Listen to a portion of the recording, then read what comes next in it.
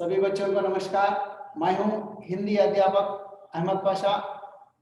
आज आप लोगों को पिछले प्रीवियस क्लास में जो भी बोला मैं टॉपिक व्याकरणांश के संबंधित उसी टॉपिक को और उसमें कुछ पार्ट्स है उसमें, उसके बारे में आज हम लोग जानकारी प्राप्त करेंगे।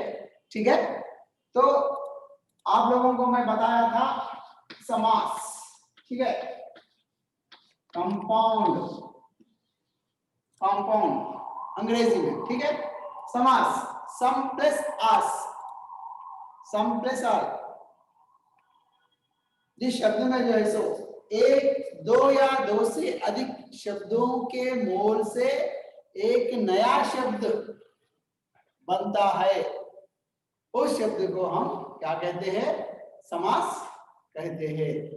दो या दो से अधिक शब्दों के मोल से, दो या दो से अधिक शब्दों के मोल से एक नया संक्षिप्त रूप जो शब्द बनता है उसको हम समास कहते हैं बोल के पिछले क्लास ఇంతకుముందు జరిగిన క్లాసులో మనము समास అంటే ఏమిటి, समास యొక్క నిర్వచనం ఏంటిది, उसके बारे में बात करे हैं। सो समास पूरे कितने प्रकार के हैं?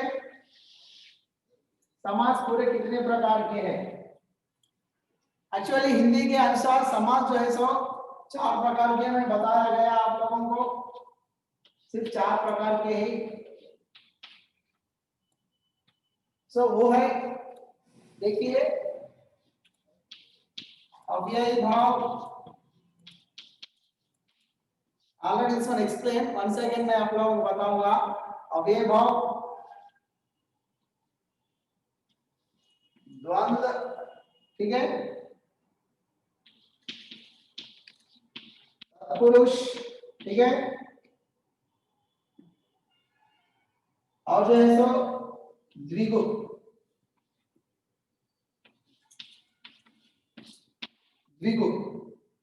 ठीक है। ये 4 समास के बारे में हम लोग 4 ही प्रकार के समास। उसके बाद इसमें जो है 2 समास जुड़े गए हैं, वो है बहुव्रीहि, ठीक है, बहुव्रीहि, और जो है सो कर्मधारय समास। सो इसमें जो है सो अव्ययी भाव समास, द्वंद्व समास और तत्पुरुष समास और बहुव्रीहि समास, ये समास ही पहले रहते थे। फर्स्ट ఈ 4 సమాసాలు ఉండేటివి ఏంటిది? అవ్యయ భావ సమాస్, ద్వంద్వ సమాస్ అండ్ तत्पुरुष समास एंड बहुव्रीहि समास।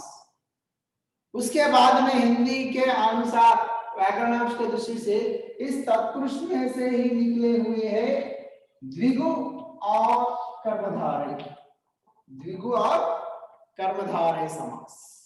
ఈ తత్పురుష సమాసం నుండి వచ్చినటువంటివి 2 సమాసాలు, అవి ఒకటి द्विगु समास एंड कर्मधारय समास। द्विगु समास से कर्मधारय समास आया है, ठीक है। ये जो है सब समास के प्रकार।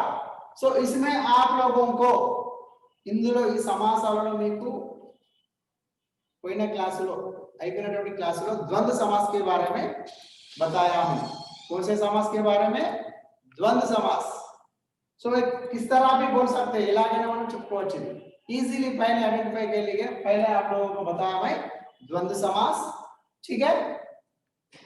सो इसको आप लोग अगर स्क्रीनशॉट लेना चाहे तो ले लीजिए। और इसका कोड लैंग्वेज में भी बोला मैं, अब तक द्वंद्वी, क्या बोल के बोला? अब तक द्वंद्वी, अब तक द्वंद्वी, ठीक है। आफत अव्यय भाव, बाफत बहुव्रीहि, ताफत तत्पुरुष, कर्मधारय, द्वंद्व एंड द्विगु समास, ठीक है। सो ये है समास के प्रकार, ठीक है। देखिए, अगर आप लोग स्क्रीनशॉट निकालना चाहे तो निकाल लीजिए। आप लोगों को 4 सेकंड्स टाइम देना, अगर स्क्रीनशॉट निकालना चाहे तो स्क्रीनशॉट తీసుకోవాలనుకుంటే తీసుకోండి। ఆల్రెడీ మీకు తెలిసి సమాసాలు, ఓకే। Okay right. चलो आप देखेंगे समास में पहला समास के बारे में ऑलरेडी कंप्लीटेड हो गया है, वो है हम बताए हैं पिछले क्लास में द्वंद्व समास। ठीक है, द्वंद्व समास के बारे में हो गया है। द्वंद्व समास मतलब इसमें क्या है, समास में कितने पद होते हैं, पूरे दो पद, एक पूर्व पद और उत्तर पद।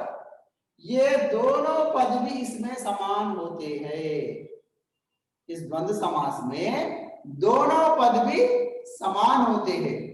समान, पेड़ पौधे, पेड़ और पौधे, पशु पक्षी, पशु और पक्षी, माता पिता, माता और पिता।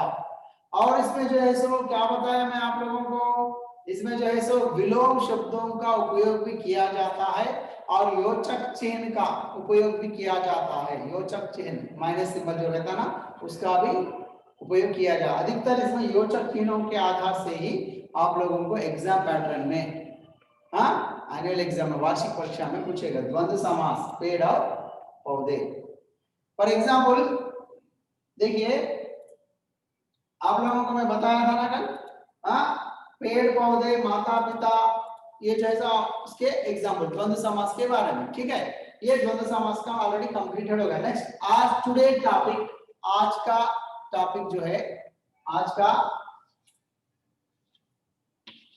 क्या है, द्विगु समास। आज का विषय है, आज का टॉपिक द्विगु समास। समास में जो है सो दूसरा प्रकार द्विगु समास। क्या है, द्विगु समास। इसमें देखिए, जिस समास में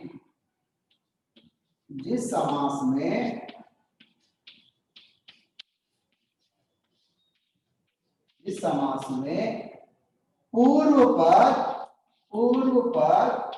जिस समास में पूर्व पद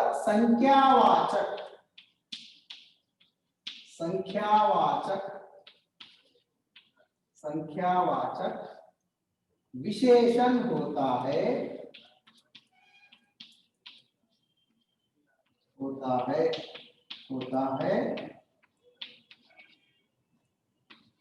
उस समास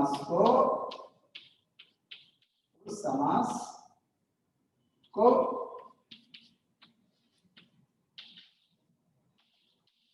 द्विगु समास कहते हैं।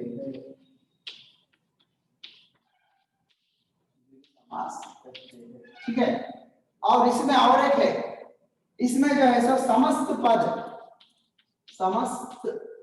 पद जो रहता ना, पूरा टोटल जो वाक्य जो रहता ना, समस्त पद जो है सो समूहार या समूह का बोध करता है। समूहार या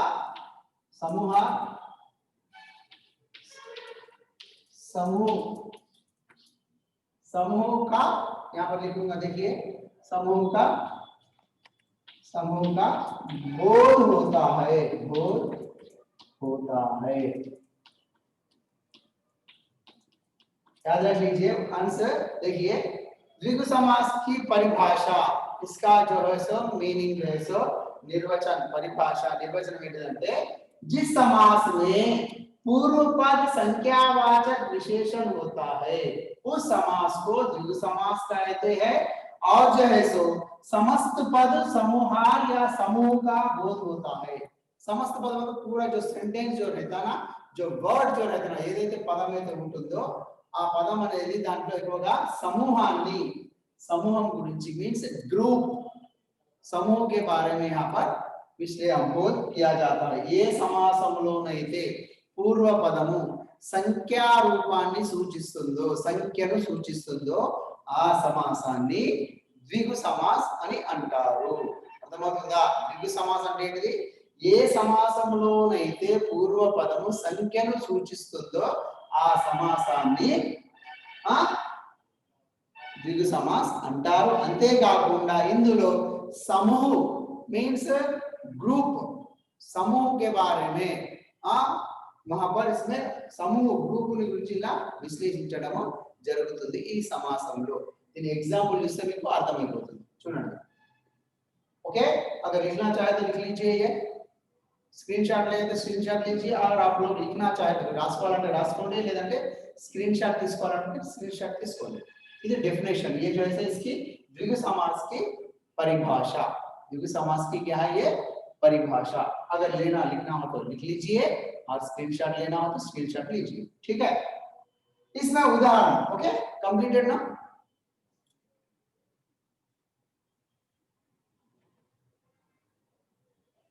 राइट चलो द्विगु समास के उदाहरण देखेंगे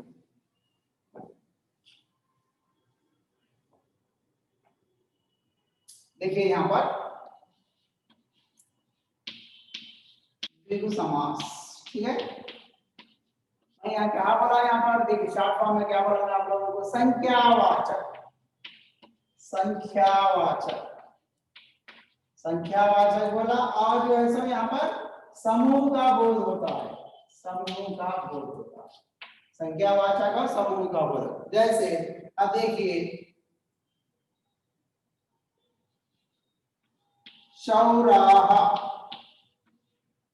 चौराहा ठीक है क्या है चौराहा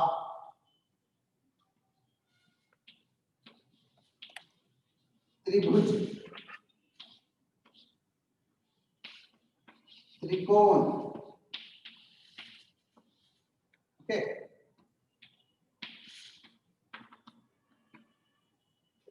यहां पर देखिए इसको मैं रेखांकित कर रहा हूं और इसको भी मैं रेखांकित कर रहा हूं इसको भी रेखांकित कर रहा हूं और जो है सो दो पहर ठीक है इसको भी रेखांकित कर रहा हूं मैं हाँ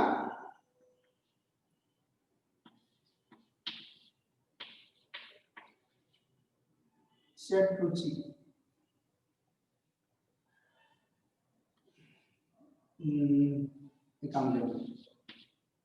षट्पद षट्पद षट चौ माने यहाँ पर क्या है संख्या है ये 4 ठीक है त्रि माने 3 यहाँ पर 2 माने 2 ठीक है षट माने षट बोलता 6 ठीक है और देखिए तो चौराहा कैसे लिख सकते हैं इसको ये जो है सो द्विगु समास और द्वंद्व समास पहचानिए ये द्विगु समास होता है क्योंकि यहाँ चौराहा राहा माने वे रास्ता हम बोलते रहते चौरस्ता चौरस्ता बोलते हैं ना तेलुगु में चौरस्ता चौरस्ता मीन्स नालुगु दारुलेक कुडली यस चौरस्ता मीन्स 4 रास्तों का समूह तो विग्रह करते समय कैसा लिखते हैं 4 राहों का समूह 4 राहों का समूह और 4 रास्तों का समूह ठीक है 4 राहों का समूह विग्रह समास विग्रह करते समय 4 राहों का समूह ठीक है त्रिभुज 3 भुजों वाला 3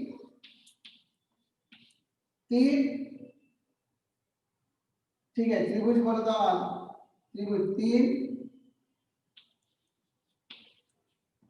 भुजों का समूह ठीक है त्रिकोण 3 कोणों का समूह 3 कोणों का समूह ठीक है नेक्स्ट 2 पैर 2 पैरों का समूह षटपद षट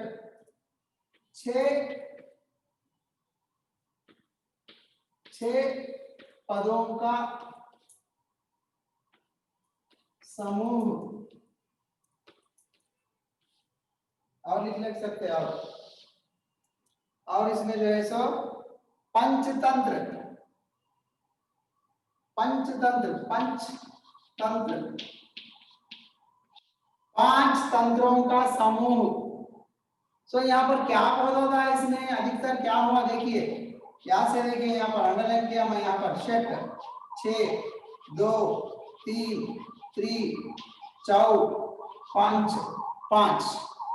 सो यहाँ पर इसमें द्विगु समास में अधिकतर संख्यावाचक पूर्व पद, पहला जो पद होता है, पहला जो पद, ये पूर्व पद पहला पद जो होता है वो संख्यावाचक विशेषण होता है, संख्यावाचक विशेषण होता है, उस समास को द्विगु समास कहते हैं। उसके उदाहरण देखिए, ये 4 राहों का समूह, त्रिभुज 3 भुजों का समूह, त्रिकोण 3 कोणों का समूह, दोपहर 2 पहाड़ों का समूह, षटपद 6 पदों का समूह, पंचतंत्र और बहुत सारे हैं, चौमासा 4 मासों का समूह। देखिए यहाँ पर लिख रहा हूं, ये लिख लीजिए आप लोग, राइट इन द नोटबुक और स्क्रीनशॉट।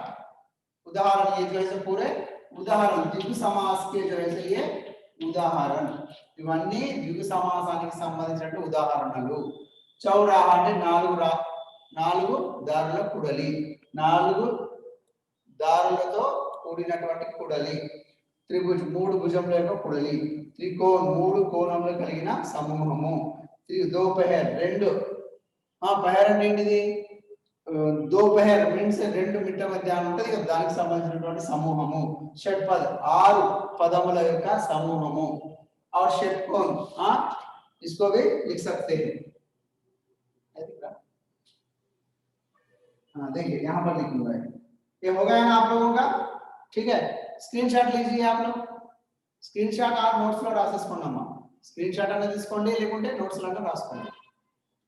ఏం లేదు, ఏం గుర్తుంచుకోవాలి, ద్విగు సమాసం అంటే ద్వి ద్వి ద్వి ద్వి అంటే ఏక ఏక ద్వి ద్వంద్వ ఉంటాయి కదా, దాని నెంబర్స్ ఉంటాయి కదా, ఏక పదము ద్విపదము త్రిపదము అట్లా. ఆ నెంబరింగ్స్ అనేది మనము గుర్తుంచుకుంటే మనకి ఈజీగా అర్థమవుతుంది. ద్విగు సమాస్ సంఖ్యావాచక నెంబరింగ్స్ కి సంబంధించినటువంటి సమాసము ఇది.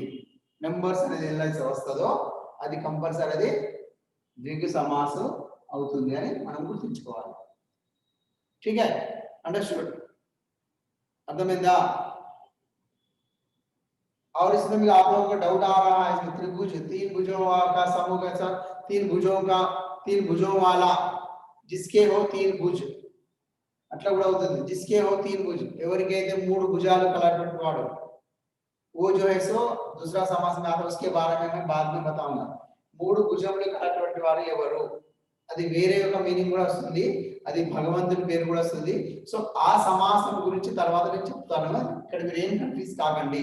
ఎందుకంటే 3 ఆప్షన్ లో మీకు ఇస్తాడు, ద్విగు సమాసం ఇస్తాడు, ద్వంద్వ సమాసాన్ని ఇస్తాడు, బహువ్రీహి సమాసాన్ని కూడా ఇస్తాడు. కాబట్టి ఇక్కడ ఏంటిది, అలా ఇచ్చినప్పుడు మనం ఖచ్చితంగా 2 ఆప్షన్స్ ఎప్పుడు కూడా ఒక ఆన్సర్ కి ఇవ్వడు, ఎప్పుడు కూడా ఒకటే ఇస్తాడు. ఇది ఇచ్చిన అనుకోండి త్రిభుజాన్ని ఇచ్చి కింద ఆప్షన్ లో ద్వంద్వ సమాసము లేదా ద్వంద్వ సమాసం, దిగు సమాస్, తత్పురుష సమాసం ఇచ్చిండు అనుకోండి, ఆ కర్మధారయ సమాసం ఇచ్చినప్పుడు మీరు దేనికి వెళ్ళాలి, ద్విగు సమాసకి వెళ్ళాలి. ఒకవేళ ఇన్ కేస్ త్రిభుజాన్ని క్వశ్చన్ ఇచ్చాడు, దీనికి విగ్రహం ఇచ్చిండు కింద, ఇచ్చిన తర్వాత అప్పుడు మీరు ద్విగు సమాస్ ఇవ్వకుండా ఏం చేస్తాడు, బహువ్రీహి సమాస్, కర్మధారయ సమాస్, తత్పురుష సమాస్, ద్వంద్వ సమాస్, అప్పుడు మీరు బహువ్రీహి సమాస్కి వెళ్ళాలి. బహువ్రీహి సమాస్ అనేది ఇందులో రావడం జరుగుతుంది. బహువ్రీహి అంటే పూర్వపద ఉత్తరపద రెండు కూడా సరి సమానంగా ఉంటుంది, దానికి వీటికి బదులుగా ఒక కొత్త పదం అనేది ఏర్పడుతుంది, ఒక కొత్త వాక్యం అనేది రావడం జరుగుతుంది. దాని గురించి మనం నెక్స్ట్ క్లాస్ లో మనం తర్వాత క్లాస్ తెలుసుకుందాం. ఓకే, ఇక్కడ 3 అంటే నెంబరింగ్స్. మీరు ఏం గుర్తుంచుకోవాలి, క్యా యాద్ రఖనా आप लोग क्या याद रखना, द्विगु समास అంటే సంఖ్యావాచక, సంఖ్యను గురించి తెలియజేసేది, సంఖ్యావాచक विशेषण होता वो द्विगु समास कहलाता है. संख्या 4 3 2 और सप्तपदी, और जो है सो चौमासा, और जो है सो पंचवटी, पंच मीन्स उदाहरण लिख लीजिए. कंप्लीटेड नाउ, हो गया ना ये, ठीक है, राइट. और उदाहरण देखिए, इसके बारे में देखिए. पंचवटी वटी అంటే వటి వృక్ష మర్రి చెట్టు అంటారు, వటి వృక్ష అంటారు. 5 पंचवटी, 5 वटों का समूह, 5 वटों का समूह. ठीक है, 5 वटों का समूह అంటే 5 మర్రి చెట్లు గలటువంటి సమూహము 5. ठीक है, पंचवटी. और जो है सो षट रुचियां, षट रुचियां, षट रुचियां. षट रुचि मीन्स 6 रुचियों का समूह, 6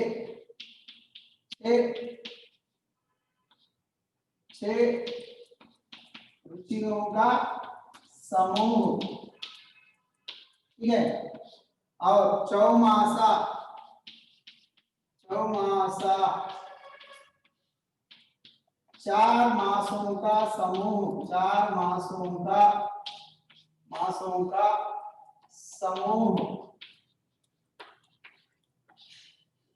सो यहाँ पर अधिकतर ऐसे बहुत सारे उदाहरण है, ఇంకా ఎన్నో ఉదాహరణలు.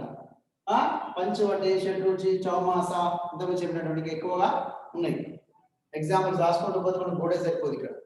సో ये जो है फर्स्ट क्या है कांसेप्ट आप लोगों को ఏం అర్థం కావాలి, द्विगु समास లో సంఖ్యావాచక का बोध होता, సంఖ్యావాచక విశేషణ का बोध होता. అంటే మొదటి అక్షరం ఏదైతే ఉంటుందో పూర్వపద్ ఏదైతే ఫస్ట్ ఉంటుందో पूर्वपद जो भी होता है वो क्या होता है, वो संख्यावाचक होता है. वो याद रख लीजिए आप लोग. ఏం గుర్తుంచుకోవాలి మీరు ద్విగు సమాసంలో మొదటి పూర్వపదం అనేది ఎప్పుడు కూడా సంఖ్యను సూచిస్తుంది, సంఖ్య నెంబరింగ్ ని సూచిస్తుంది. అటువంటి సమాసాన్ని మనము ఏమంటాము, ద్విగు సమాస్ అని అంటాము. కొన్నిట్ల సంఖ్యను సూచించేటువంటి సమాసం కూడా వస్తుంది, అప్పుడు మనం అందులో తారతమ్యమైన డిఫరెంట్ అనేది మనం నెక్స్ట్ మనం కంటిన్యూ క్లాస్ తెలుసుకుందాం. ఓకే राइट, मैं आप लोगों को बोला ना बहुब्रीहि समास उसमें आता है. ठीक है, राइट हो गया ना. ये जो है सो द्विगु समास का जो है सो विवरण, इसकी परिभाषा. सो समास में कितने हो गए, 2. एक द्वंद्व समास कंप्लीट हुआ और द्विगु समास, और तीसरा आएगा. अब आएंगे हम लोग तीसरा समास, याद रख लीजिए. तीसरा समास अव्ययी भाव समास. तीसरा जो है सो अव्ययी भाव, इजी समास है. अव्ययी भाव समास, अव्ययी भाव समास. इसका जो है सो अव्ययी भाव समास. जिस समास में अव्यय भाव का बोध होता है, अव्यय का बोध होता है, जिस समास में, इसकी परिभाषा, जिस समास में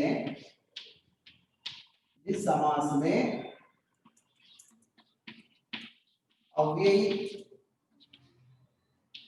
भाव का बोध होता है,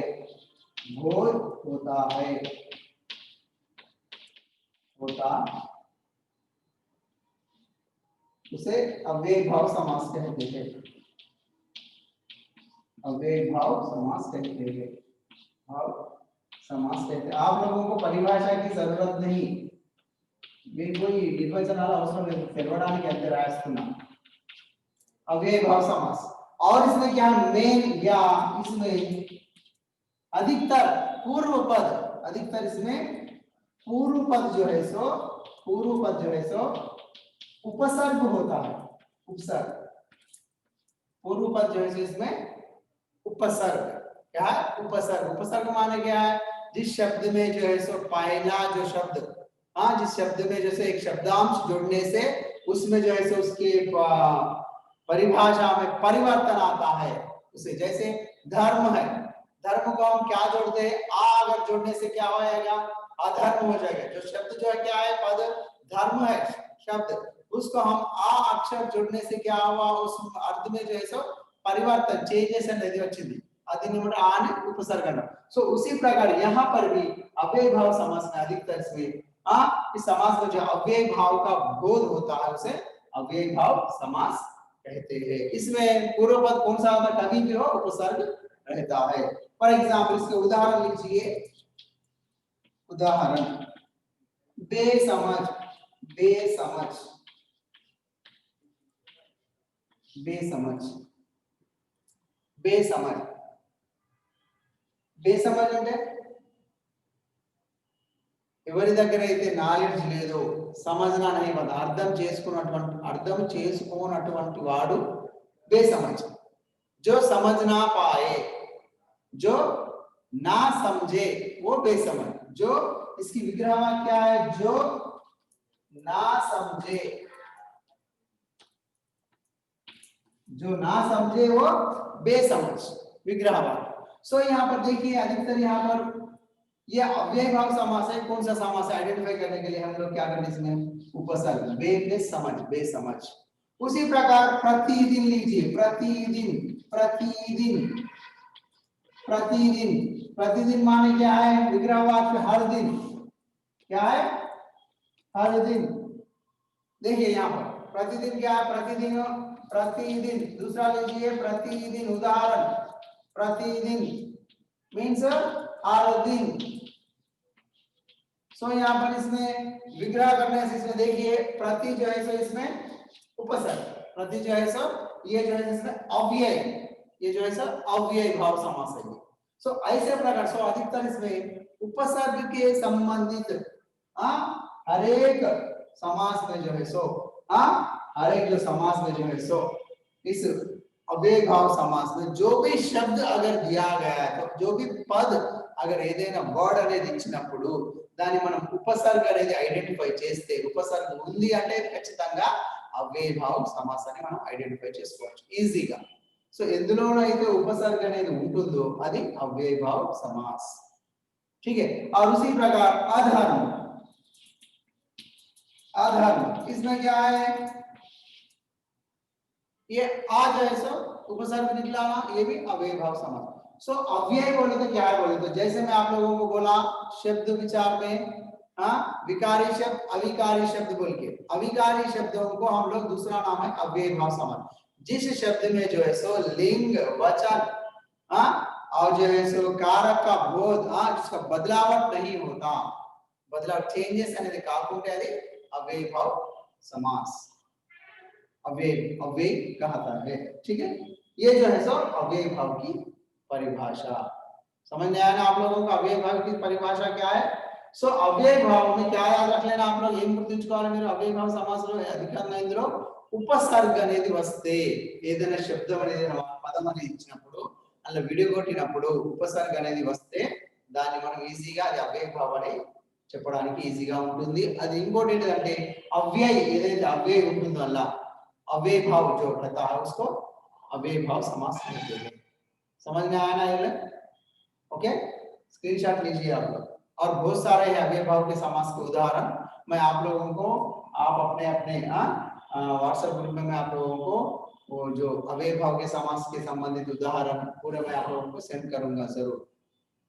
ठीक है, देख लीजिए, स्क्रीनशॉट निकालिए और आप लोग अपने अपने नोट्स बुक में लिखिए।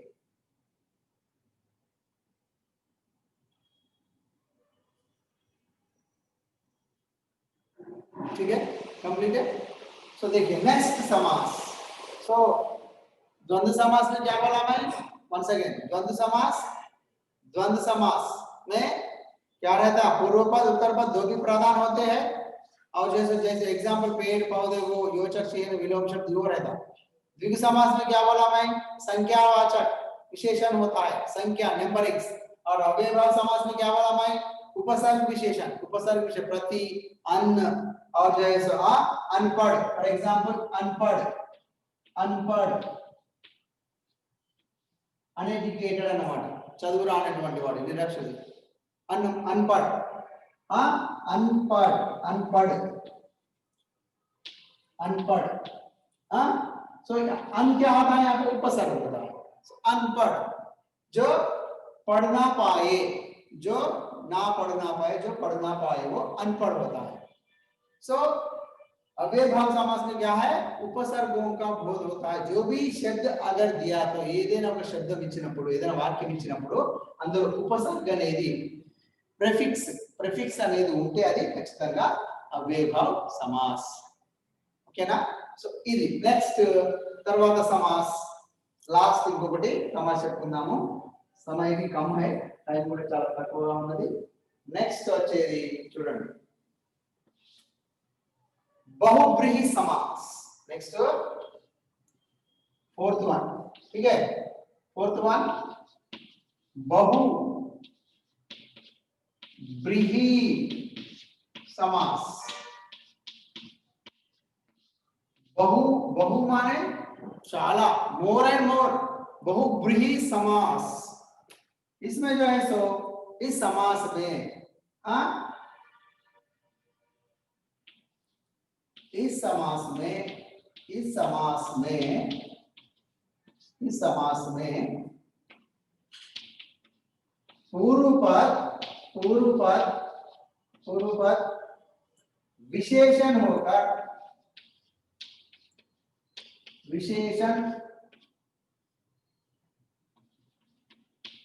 होता पूर्व पद विशेषण होता है. पूर्व पद जो है सो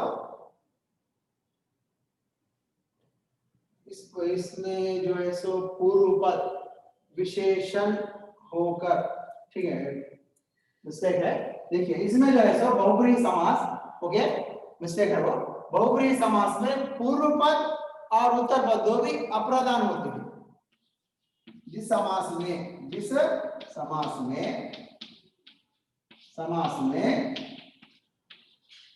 पूर्व पद उत्तर पद, क्या है, उत्तर पद अप्रधान होते हैं, अप्रधान होकर एक माने अप्रधान होकर तीसरा, राइट, तीसरा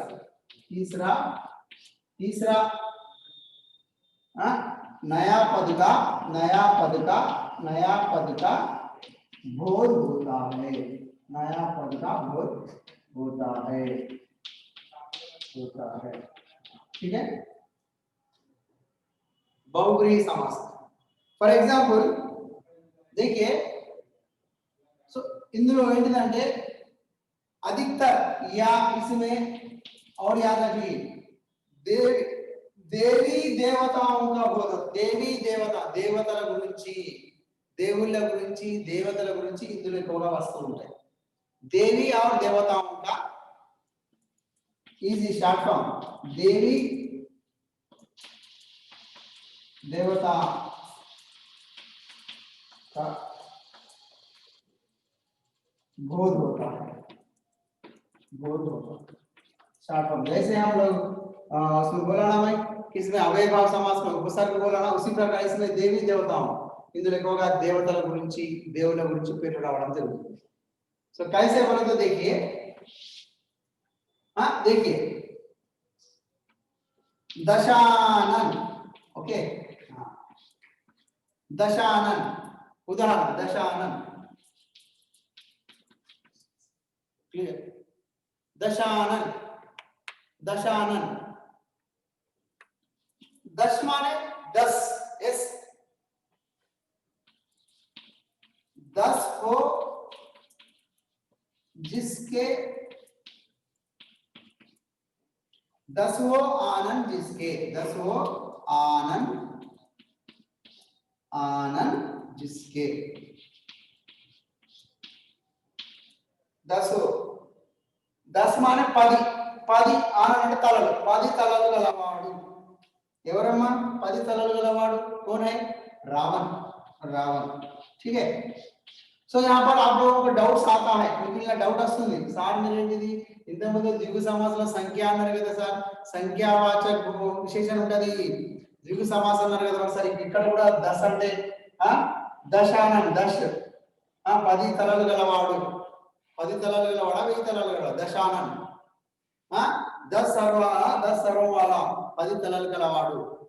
10 తలలు గలవాడు ఎవరు? రావణుడు. మరి ఇక్కడ 10 వచ్చింది కదా సార్, మరి द्विगु समास ఎందుకు కాదు సార్ అని డౌట్ రావచ్చు.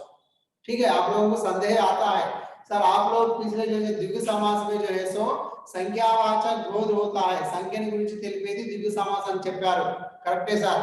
మరి ఇందులో కూడా దశానం అంటే 10 తలలు గలవాడు, 10 తలాలు కలవాలి 10 వచ్చింది కదా సార్, ఇక్కడ కూడా సంఖ్య అనేది వచ్చింది కదా సార్, మరి ఇది కూడా అవుతుంది కదా ద్విగు సమాసం అంటే ఇది కూడా అవుతుంది. బట్ ఇక్కడ ఏంటి మన ఆప్షన్స్ లో ఎక్కడైతే పార్ట్ బిలో వచ్చేటప్పుడు చూసింగ్ లో చూసుకోవాలి. ఏలో బహుబ్రీ ఇచ్చాడు, బిలో ఇందులో రెండు ఆప్షన్స్. ఇప్పుడు దశానం ఉంది, దశానం ఇచ్చి ఎగ్జాంపుల్ ఏమంటాడు దశానం ఇస్కా సమాస్ కోన్సా హై అంటాడు.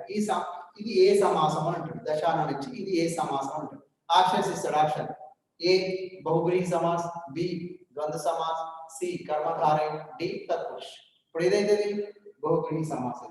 ఒకవేళ బహుబ్రీ సమాసం లేకుండా ద్విగు సమాస్, తత్పురుష సమాస్, ద్వంద్వ సమాస్, తత్పురుష అంటాడు. అప్పుడు ఏమవుతుంది ద్విగు సమాసం. సో మీరు ఏం చేస్తే ఎప్పుడైనా గుర్తుంచుకోండి, సంఖ్యావాచకం ఇచ్చినప్పుడు ఎప్పుడు కూడా మీకు రెండు సమాసాలు ఒకే కాడ ఇవ్వడు. ఏది బహుబ్రీయును ద్విగు సమాసం ఎప్పుడు కూడా చూసింగ్ లో ఇవ్వడు. నెంబరింగ్స్ అనే ఒక సమాసం సంఖ్యావాచక సంఖ్యను బోధించేటువంటి ఏదైనా సమాసం యొక్క పదం ఇచ్చినప్పుడు ఆ సమాసాలలో ఉంటే ఒక బహుబ్రీ సమాసం ఉంటుంది, లేకుంటే ద్విగు సమాసం మాత్రమే ఉంటుంది. ఏదైనా ఒకటే ఉంటుంది, అలా రెండు మాత్రం ఎట్టి పరిస్థితుల్లో ఇవ్వడు. कभी भी वो दो ऑप्शन दो चूजिंग कभी भी नहीं देता है. ठीक है, दशानन माने 10 और आनंद जिसके रावण. और एक उदाहरण लीजिए. ओके, लिख लीजिए आप लोग, स्क्रीनशॉट लीजिए, आप लिख लीजिए आप लोग जल्दी 2 सेकंड्स, और इसके संबंधित उदाहरण मैं बताऊंगा.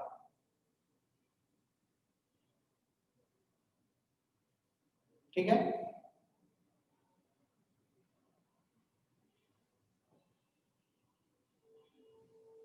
राइट.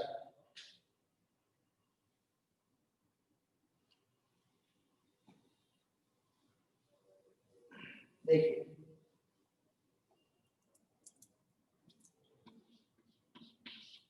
नीलकंठ, नीलकंठ, नीलकंठ, नीला हो कंठ जिसका, नीला है, नीला हो कंठ जिसका, जिसका कौन है वो? नीला हो कंठ जिसका कौन है वो? नीलकंठ. नीला नीला हो कंठ जिसका, ఎవరి కంఠం అనేది నీల కలర్ ఉంటుంది, కంఠం. कौन है वो? हाँ, नीलकंठ कौन है? हाँ, शिव है ना, नीलकंठ अंटाम शिव. ठीक है, सो यहाँ पर देखिए शिव है ना. सो यहाँ पर ये इसमें जो है सो बहुब्री समास में पूर्व पद और उत्तर पद दो पद भी अप्रधान है. ఇలా పూర్వపదము ఉత్తర పదం రెండు కూడా అందులో ముఖ్యంగా ఇంపార్టెన్స్ కానే కావు. దీనికి రెండుకు బదులుగా ఈ నీలకంఠ బదులు ఒక కొత్త పదం అనేది, ఒక కొత్త థర్డ్ పర్సన్ అనేది ఇక్కడ ఇది ఫస్ట్ తీసుకుంటే సెకండ్ తీసుకుంటే పూర్వ ఉత్తర తీసుకుంటే ఇవి రెండు కూడా అప్రధానం. ఈ రెండింటిని అలా ప్రధాన నహీ హోతే. ఈ రెండింటిని మనం ముఖ్యంగా అలా పూర్వ పదాన్ని కూడా ఉత్తర పదాన్ని కూడా రెండింటికి కూడా మనం ఇంపార్టెన్స్ ఇవ్వడం జరగదు. ఇందులో దేనికి మనం ఇంపార్టెంట్ ఇస్తాము? మూడో పదం ఏదైతే కొత్తగా వస్తుందో ఏంటిది శివ్ అంటే రెండు పదాలకు కలిగి కొత్త అర్థం ఇవ్వడము. ఇక్కడ ఈ బహుబ్రీ సమాసంలో ఏదైతే పదం ఇచ్చినప్పుడు ఆ పదం యొక్క అర్థం ఒక కొత్త అర్థాన్ని ఇవ్వడం. అదే విధంగా నెక్స్ట్ देखिए लंबोदर, लंबोदर, लंबोदर, लंबोदर, लंबोदर लंबा है जिसका पेट, लंबोदर कौन है? लंबा है पेट जिसका, लंबा है पेट जिसका. ఎవరమ్మా? లంబోదర్. లంబోదరుడు कौन है? गणेश जी, गणेश, गणेश देव. ठीक है, सो यहाँ पर देखिए इसका जो अर्थ जो है सो नया एक अर्थ आ रहा है. దీని యొక్క అర్థం ఏంటో కొత్త ఒక అర్థం అనేది ఇవ్వడం జరుగుతుంది ఇక్కడ. సో ఇక్కడ ఏంటి దీని అర్థము?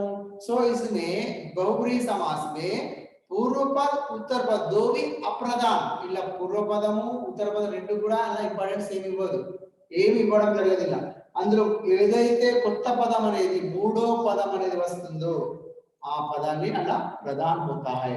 पूर्व पद उत्तर पद प्रधान नहीं होता इसमें.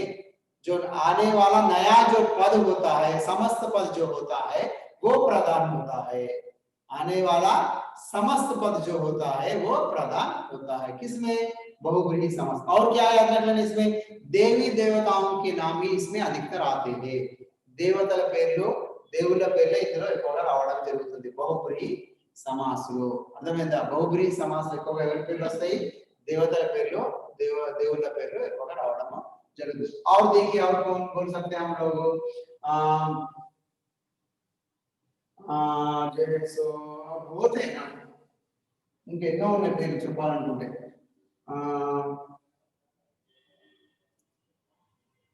और देखिए इसमें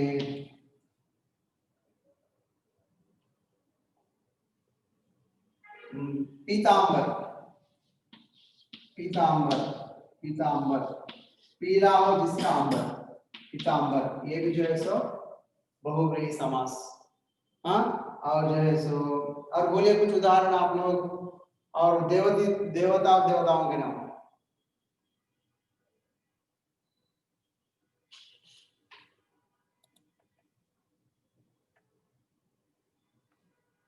पीतांबर, पीला हो अंबर जिसका,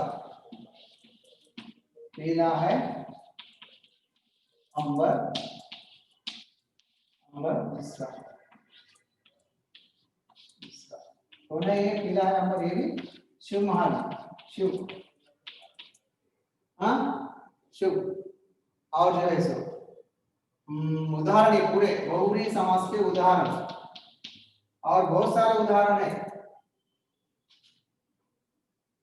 श्वेतांबर, श्वेता माने श्वेतांबर वो तो जिसका रंग हो सफेद, कौन है वो? श्वेतांबर, श्वेतांबर।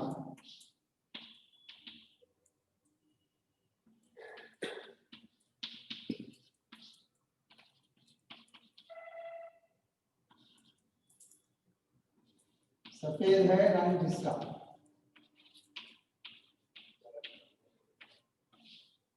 व्हाइट कलर ఉండేది ఎవరమ్మా? व्हाइट एंड व्हाइट, सरस्वती माता,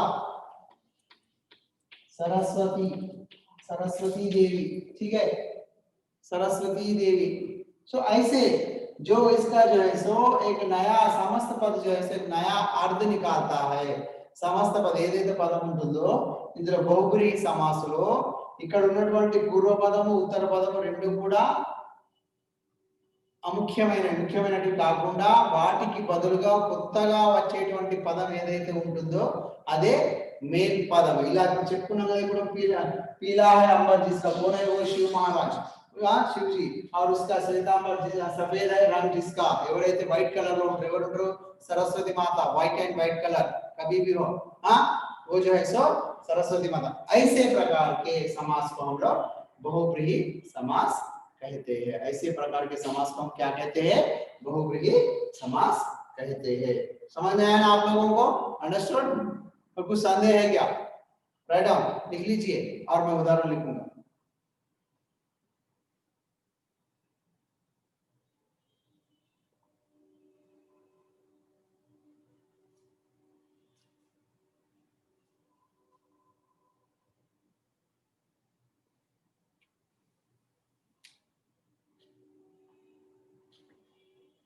नेक्स्ट देखिए महात्मा, महात्मा महान है, महान है आत्मा जिसका, कौन है? महान है आत्मा जिसका, कौन है वो? गांधी जी, कौन है वो? गांधी जी। महान है आत्मा जिसका। इस प्रकार के पद मीन्स ఇక్కడ ఏంటిది? మహాత్మా అనే దాంట్లో మహాత్ముని గురించి ఉన్నది కదా। ఇక్కడ ఇలా పూర్వ పదము అనేది కూడా ఇలా ఇంపార్టెన్స్ ఇవ్వలేదు, ఉత్తర పదం కూడా ఇంపార్టెంట్, కానీ రెండు కలిపి పూర్వ పదం ఉత్తర పదం కాకుండా ఒక కొత్త పదం అనేది అక్కడ సమస్త పదం అనేది ఏర్పడ్డది, అదేంటిది? गांधी। सो इस प्रकार के शब्दों को हम लोग, इस प्रकार के समास को हम लोग क्या करते? विग्रह करते समय समास को बहुब्रीहि समास कहते हैं। लेम गुर्तिंచుకోవాలి మీరు ఎక్కువగా ఇందులో देवी देवताओं के नाम आते हैं और जो है सो पूर्व पद और उत्तर पद अप्रदान होके एक दूसरा नया पद उत्पन्न होता है उसे बहुब्रीहि समास कहते हैं। अर्थమైందా మీకు क्लियर। सो ये जो है सो चार प्रकार के समास और रिमेनिंग जो है सो और गर्भधारय समास तत्पुरुष समास के बारे में हम लोग अगले क्लास में हम लोग मालूम कर लेंगे। सो आज का जो टॉपिक है आज तीन समास वो द्विगु और जो है सो बहुब्रीहि और जो है सो नेक्स्ट कौन सा है और दूसरा द्विगु। द्विगु समास बहुब्रीहि समास द्वंद्व समास हो गया आप लोगों को, ठीक है। द्विगु समास हो गया, बहुब्रीहि समास हो गया, द्वंद्व समास भी हो गया है। द्वंद्व द्विगु बहुब्रीहि अव्ययी भाव भी हो गया है, ठीक है। ये जो है चार समास के बारे में। इसमें कुछ संदेह है कि आप लोगों को any doubts in the topics. समास पूरे 6 प्रकार के समास में जो है सो द्वंद्व समास हो गया है और जो है सो द्विगु समास हो गया, अव्ययी भाव समास हो गया, बहुब्रीहि समास। द्वंद्व समास में पेड़ और पौधे योजक विलोम शब्द याद रख लीजिए। और नेक्स्ट द्विगु समास में संज्ञावाचक होता है, हाँ द्विगु समास में। और जो है सो अव्ययी भाव समास में उपसर्ग का बोध होता है, वो याद रख लीजिए। और जो है सो बहुब्रीहि समास में देवी देवताओं के नाम अधिकतर इसमें बताए जाते हैं, वो याद रखिए। डेफिनेशंस के लिए आप लोग नथिंग टू वरी, మీకు ఇలా నిర్వచనం గురించి సంబంధం లేదు। మీ ఎగ్జామ్ లో నిర్వచనం ఎప్పుడు కూడా అడగడు, తెలుగులో అడుగుతాడు, తెలుగులో దాని యొక్క డెఫినేషన్ ఏంటి అని అడుగుతాడు, పరిభాష అడుగుతాడు, నిర్వచనం ఏంటి అని తెలుగులో సమాసాలు। కానీ ఇందులో మాత్రం హిందీలో మాత్రం డెఫినేషన్స్ ఏమీ అడగడు, డెఫినేషన్స్ అడగడు, ఓన్లీ ఉదాహరణలు ఇస్తాడు, ఆ ఉదాహరణను విగ్రహిస్తాడు, విగ్రహించేది ఏ సమాసమో ఐడెంటిఫై చేయమని చెప్తాడు అంతే। తెలుగులో మాత్రం నిర్వచనం అడుగుతాడు, దాని యొక్క నిర్వచనం అడగడం లేదు, కానీ హిందీలో అడగడు। ఈ నిర్వచనం గురించి మీరు వరి కాకండి, మీరు ఏం తెలుసుకోవాలి ఆ డెఫినేషన్ మెయిన్ టాపిక్ ఏంటిది, ద్వంద్వ समास అంటే ఏముంటది అందులో, और द्विगु समास में क्या रहता है, और बहुब्रीहि समास में क्या रहता है, और अव्ययी भाव समास में क्या होता है, उसके बारे में आप लोग जानिएगा, ठीक है। ये जो है सो आज का टॉपिक। इसमें कुछ संदेह है कि आप लोगों को बताइए। रीडर्स आप लोग स्क्रीनशॉट लिए तो स्क्रीनशॉट लीजिए और लिखना चाहे तो आप लोग लिख लीजिए। ये जो है सो आप लोगों को मैं व्हाट्सएप में जो है सो आपके नंबरों पर मैं मेरा नंबर पे आप लोग कुछ डाउट्स रहे तो మెసేజ్ कीजिए मेरे नंबर पे। हां నా నెంబర్ మీద మీకు డౌట్స్ ఉంటే మీరు మెసేజ్ చేయండి, మీకు డౌట్స్ క్లియర్ చేస్తాను। ప్లస్ మీకు ఈ సమాసానికి సంబంధించిన కొన్ని ఉదాహరణలు కూడా మీకు పంపించడం జరుగుతుంది, ఓకేనా। Right, stay home stay safe, घर में रहिए और सुरक्षित रहिए। Tata bye bye, see you, take care.